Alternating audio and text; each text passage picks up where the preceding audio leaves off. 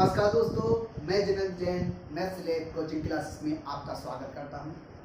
और कैसे हैं आप लोग? कल आपने देखी मेरी पहली वीडियो थी। मैंने पहली बार एक यूट्यूब पर वीडियो बनाई जो आपने देखी, उस पर खूब सारे कमेंट और सब्सक्राइब मिले। आशा करते आप लोगों से कि आगे भी ये हौसला देते रहेंगे। कल मैंने पढ़ा था कि नंबर सिस्टम जो कि हमारे संविदा वर्ग 3 का मेन टॉपिक है, उसमें से मिनिमम 2 या 3 क्वेश्चन आएंगे। तो नंबर सिस्टम में मैंने पढ़ा था कि नंबर सिस्टम का वर्गीकरण कितने प्रकार का होता है। उसका वर्गीकरण था पहला रियल नंबर और दूसरा इमेजिनरी नंबर।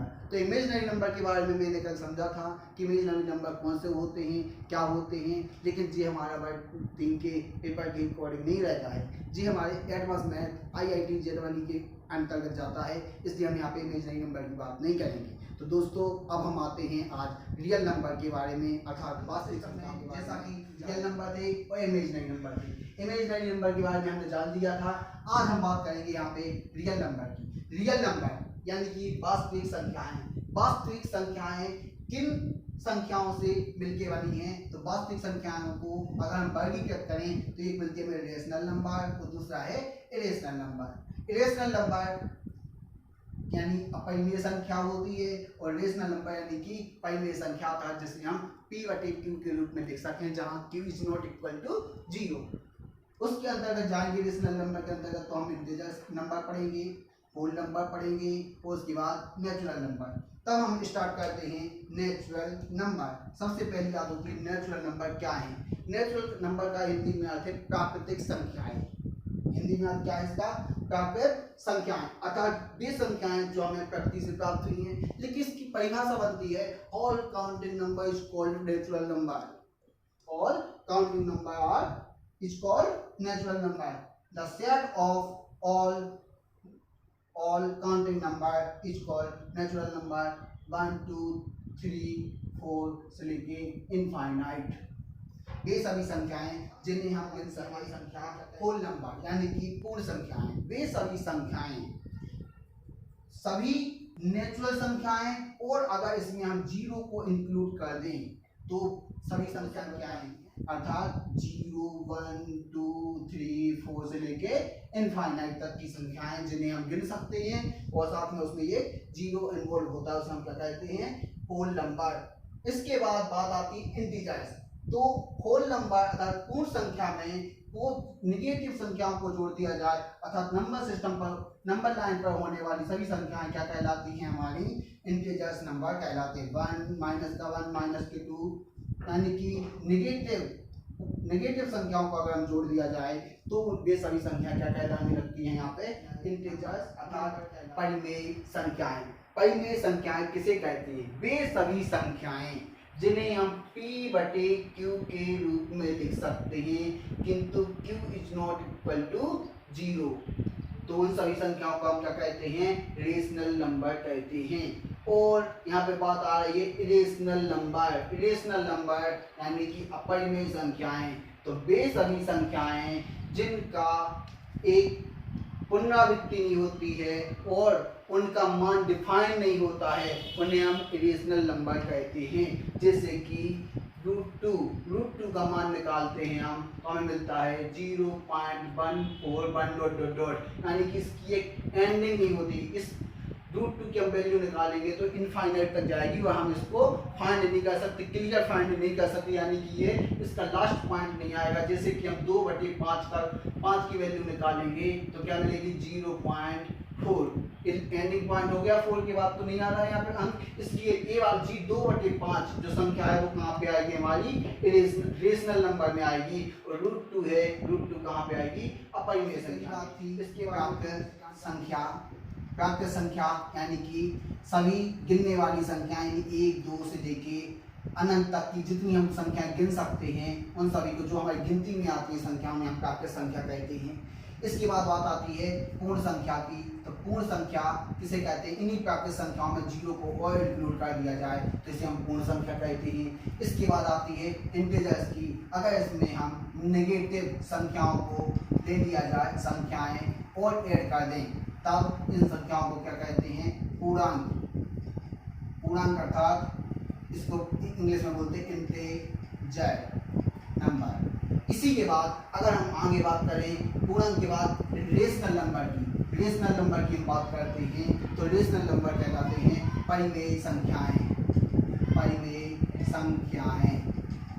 तो परिमेय संख्याएं जिन्हें हम p बटे q के रूप में लिखें किंतु q is not equal to 0 हो, तो ऐसी संख्याओं को हम कहते हैं परिमेय संख्याएं। अब आपके पास यहाँ पे क्वेश्चन एग्जाम में आता है कि अब आपने यहाँ पे पढ़ लिया, एक एग्जाम में क्वेश्चन आया 6 एक संख्या है, उत्तर रहेगा नंबर 1 परिमेय संख्या, नंबर 2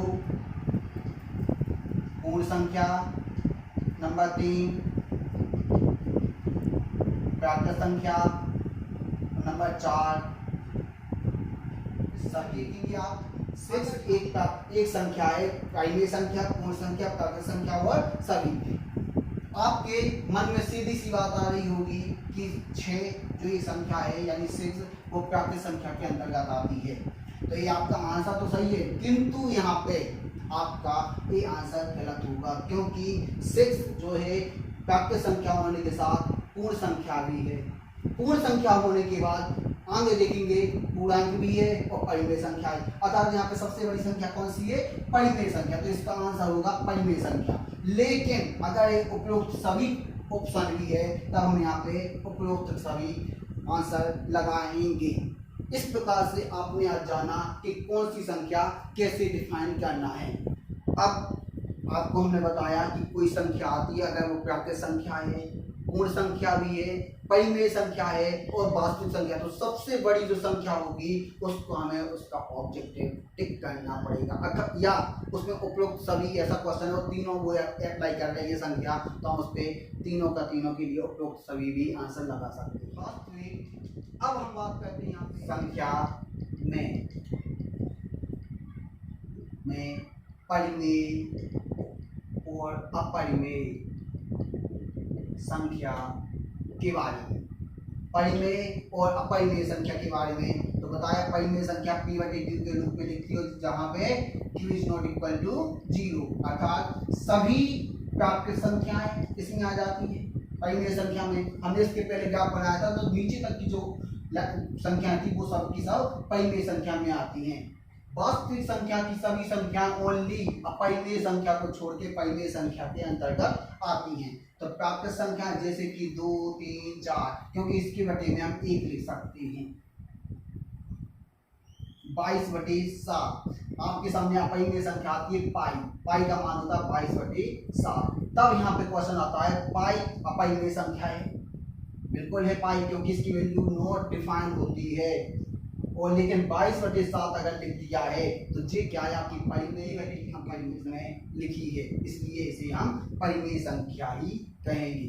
अब परिमेय संख्या में भी जब परिमेय संख्या के अंतर्गत हम बात करते हैं कि जैसे परिमेय संख्या है कि हमारी 2/5, 3/6, 1/3, इनका आंसर देखें तो 0.4, 3/6 का आंसर देखें तो क्या मिलेगा 1/2 अर्थात 0.5, 1/3 का करें तो 0.333 अर्थात अर्थात 0.3 के ऊपर 12।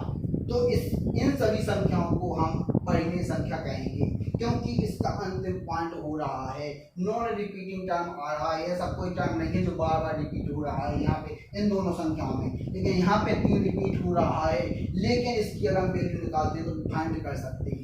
0.3 के लिए हम आगे बढ़ाएंगे आपको, तो उसमें देखेंगे 0.3 वैल्यू होगी तो उसे भी हम डिफाइन कर सकते हैं। इसी प्रकार अपरिमेय संख्या के बारे में बात करें तो अपरिमेय संख्या वे सभी संख्याएं जिनका मान नहीं डिफाइन कर सकते हो, जिसमें एक निश्चित टर्म बार बार नहीं आता है, अर्थात नॉन रिपीटिंग टर्म नहीं आता, ओनली रिपीटेड होता रहता है, तो नॉन रिपीटिंग टर्म नहीं आता है, उसे हम क्या कहते हैं यहाँ पे परिमेय संख्या कहते हैं। अपरिमेय संख्या सॉरी जैसे पाई, √2, √6, √4 सॉरी √3, √5 आदि। अब यहाँ पे बात आती है परिमेय संख्याएं और अपरिमेय संख्याएं ज्ञात करने की। परिमेय संख्या, दो परिमेय संख्याओं के लिए +b/में k प्लस 1। अर्थात अगर हमारे पास दो परिमेय संख्या में ज्ञात करना है तो दो परिमेय संख्याओं के बीच परिमेय संख्या ज्ञात करना है तो हमें ये फॉर्मूला लगाते हैं, पहली संख्या प्लस दूसरी संख्या, उसमें k का पहला ही, जहाँ पे k क्या होता है 1 2 3 4 1 होता है। इसी प्रकार अपरिमेय संख्याओं, दो अपरिमेय संख्याओं के मध्य तीसरी अपरिमेय संख्या या दो संख्याओं के मध्य अपरिमेय संख्या ज्ञात करने के लिए होता है हमारा फॉर्मूला √AB।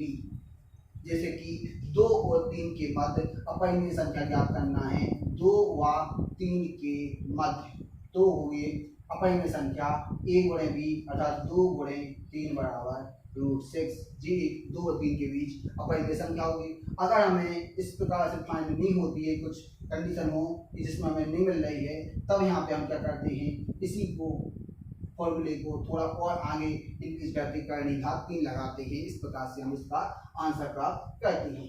क्लियर है? आपने कल हम रियल नंबर के बारे में पढ़ा। अब कल हम जो बताया था आपको प्लेस वैल्यू और फेस वैल्यू मान और उस प्लेस वैल्यू के लिए स्थानीय मान, इसके बारे में हम पढ़ेंगे।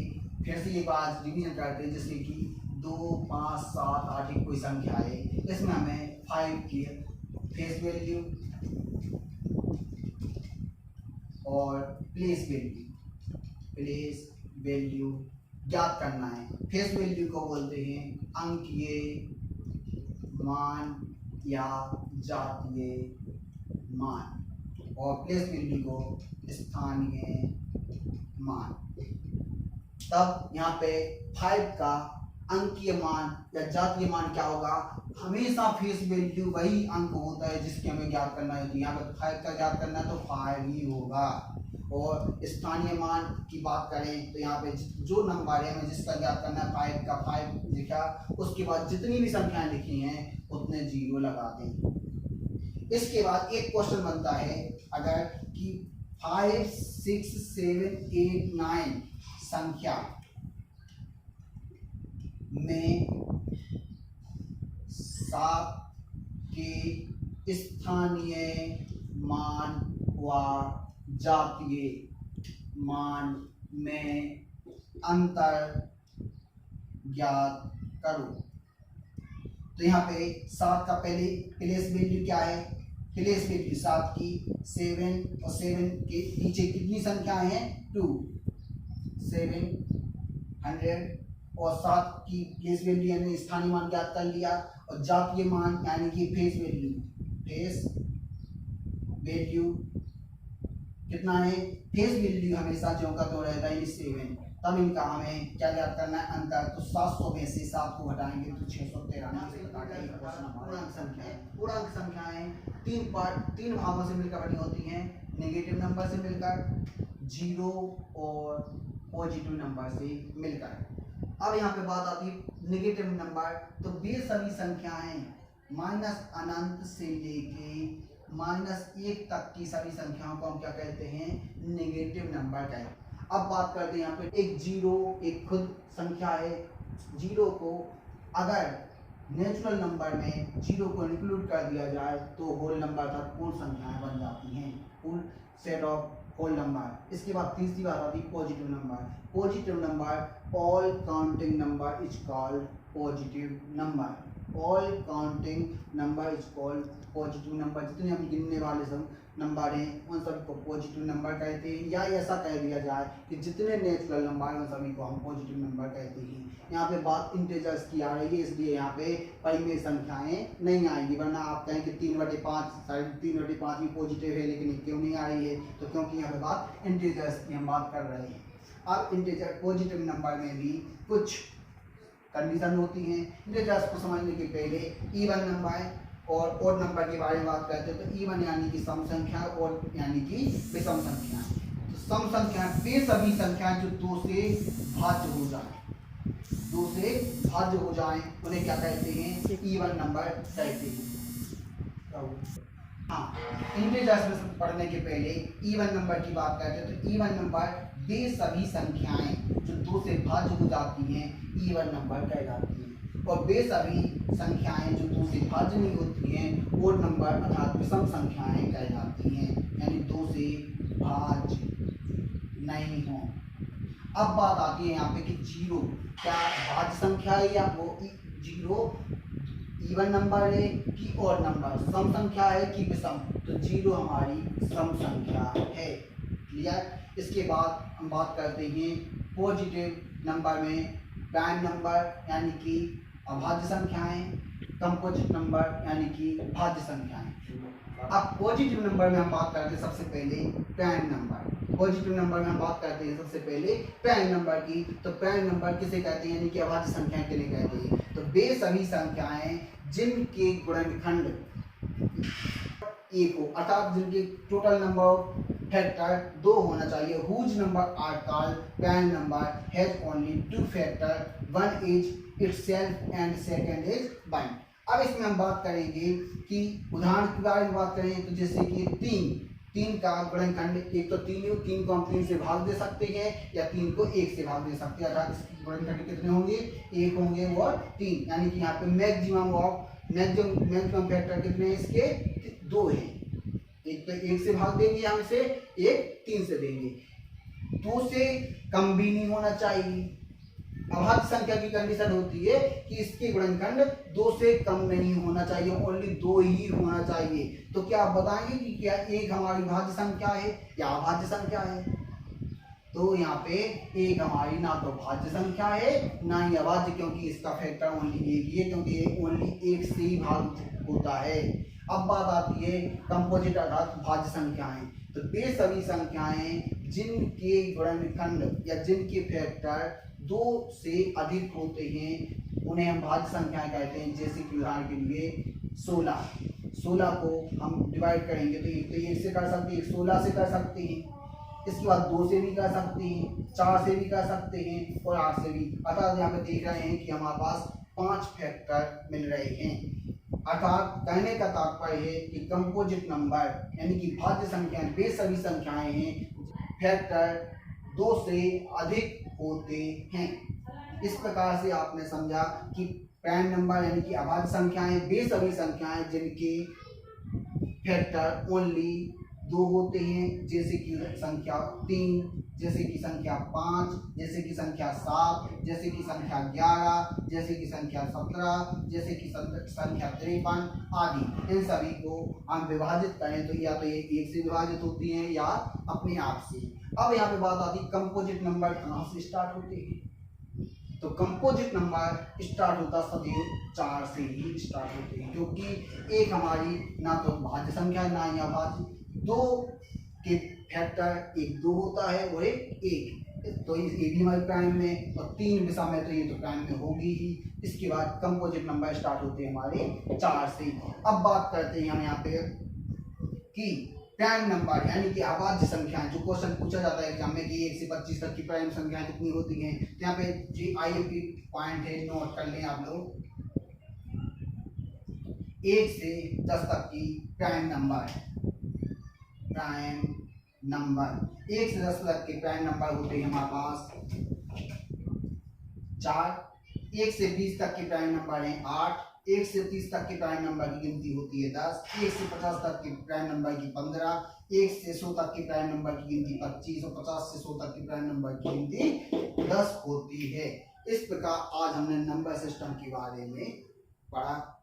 कल हम नंबर सिस्टम के आगे पढ़ेंगे, इसी को आगे चलाएंगे और संविदा वर्ग 3 की तैयारी के लिए हम तत्पर हैं।